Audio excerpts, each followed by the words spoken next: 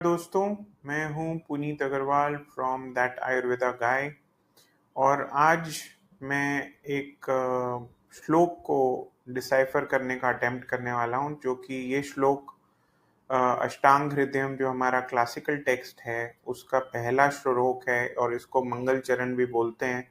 इसी से हम प्रार्थना शुरू करते हैं उस वैदिक यूजुअली लॉर्ड धन्वंतरी के लिए, जिन्होंने हमारे को आयुर्वेद का गिफ्ट दिया।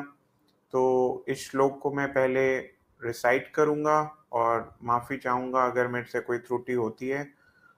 मैं संस्कृत का स्टूडेंट नहीं रहा हूँ, इसलिए कुछ छोटी मोटी इधर उधर गलती हो सकती है, उसके लिए माफ़ी चाहूँगा। बट पहले मैं श्लोक को रिसाइट करूँगा और उसका जो मुझे एसेंस समझ आया है, एज आई हैव अंडरस्टूड, वो मैं आपको साझा करूँगा। और इसमें एक चीज़ जो बाहर निकल के आई है वो ये है कि it is devoid of any caste, colour, sect, group और रिलीजन। तो इसमें ऐसा कुछ डिफ्रेंसिएशन नहीं करा गया कि आयुर्वेद खाली हिंदू लोग प्रैक्टिस करते हैं। ऐसे बहुत सारे स्टेट्स अभी भी इंडिया में हैं जहाँ आयुर्वेद प्रैक्टिस किया जाता है। नीम, हकीम, वैद, गुरु, डॉक्टर्स, सब तरह के लोग, सब रिलीजन के लोग इसको प्रैक्टिस करते हैं। और ये बताऊंगा मैं आगे जाकर कि जब मैं श्लोक के बाद में जो उसका अर्थ जो मुझे समझ आया वो मैं आपके साथ जब साझा करूंगा तो आपको ये समझ आएगा। तो श्लोक ऐसे है: रागादि रोगान सततानुशक्तान अशेष काय प्रसृतान अशेषान औत्सुक्य मोहारतितान जगान यो पूर्व वेद्याय नमोस्तु तस्मै। तो इसमें इसको मैं थोड़ा समझाता हूँ। रागादि, राग आदि मतलब, राग मतलब डिजायर। तो डिजायर्स एटसेट्रा, डिजायर से जो भी चीजें उत्पन्न होती हैं, और डिजायर कहाँ होता है, कहाँ रिसाइड करता है? आपके माइंड में। ठीक है, तो मन में जो डिजायर्स हैं, रोगान, रोगा मतलब सारे तरह के रोग या डिजीज। सतता, सततानुशक्तान, सतता मीन्स ऑलवेज, अनु इन अकॉर्डेंस टू, मतलब ऑलवेज, जितने भी डिजीज हैं वो जो हमेशा से एग्जिस्ट किए हैं और जो हमेशा से हमारी बॉडी में मैनिफेस्ट होते हैं, हमारी बॉडी में एग्जिस्ट करते हैं, हमेशा रहते हैं, प्रेवलेंट रहते हैं।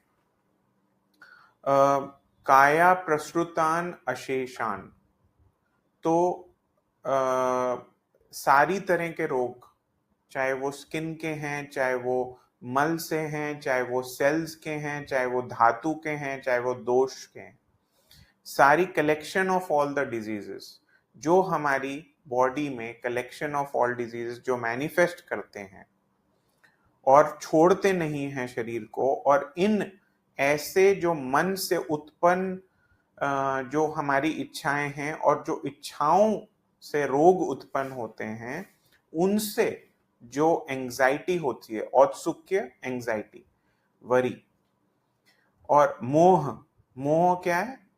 मोह माया, जैसे जो आपकी इच्छा है, राइट।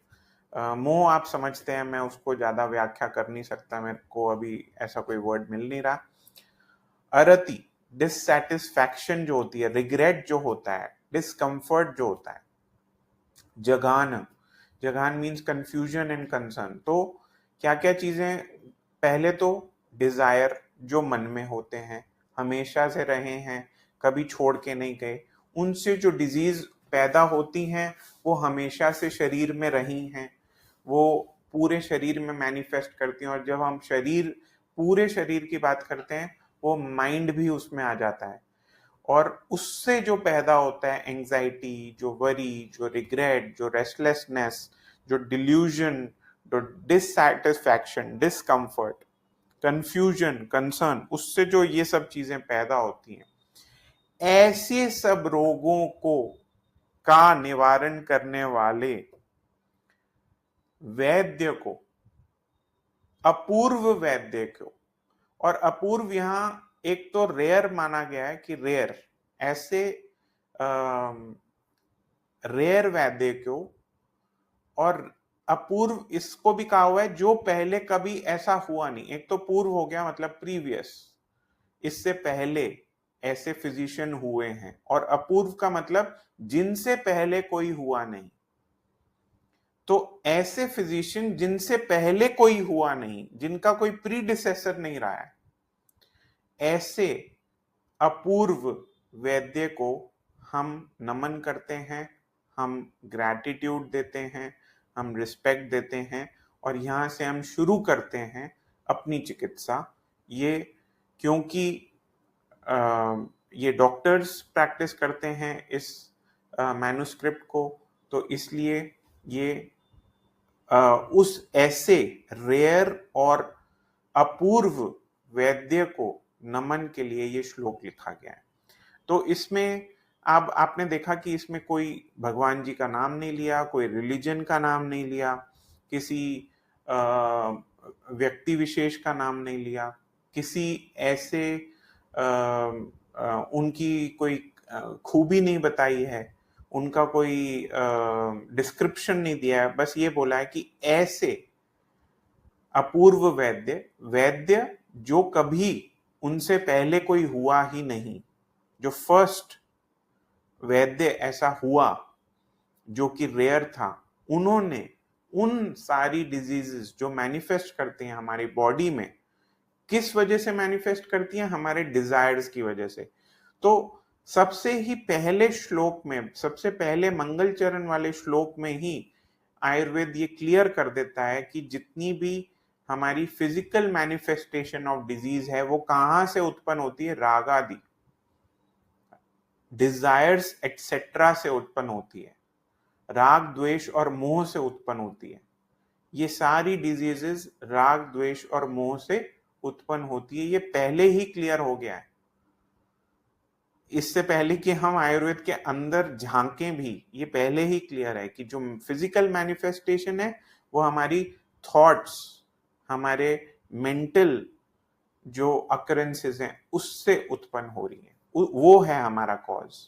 तो ये मेरा अटेम्प्ट है एक्सप्लेन करने का इस मंगलाचरण के श्लोक को, और इसके लिए मैं स्पेशली थैंक करना चाहता हूँ रिद्धि को, जो हमारे साथ इंटर्न थी हमारी कंपनी में, और उन्होंने मेरी क्लासेस ली थी कि शी इंट्रोड्यूस्ड मी टू अष्टांग हृदय। तो उसको मैं इस वीडियो के माध्यम से ग्रैटिट्यूड देता हूँ कि उसने मेरे को every class which we started, she used to make me recite this श्लोक, और ये मेरा अटेम्प्ट है, ये मेरा गिव बैक है to her as a respect, as gratitude कि she has taught me a lot. तो ये वीडियो यहीं तक रखते हैं, अगले वीडियो में मैं दोबारा आपसे मिलूंगा। प्लीज अपने फ्रेंड्स के साथ शेयर कीजिए ताकि वो भी जान पाएं कि सारी फिजिकल डिजीजेस का कॉजेशन क्या है, वो इस श्लोक के माध्यम से समझ आता है। Thank you so much.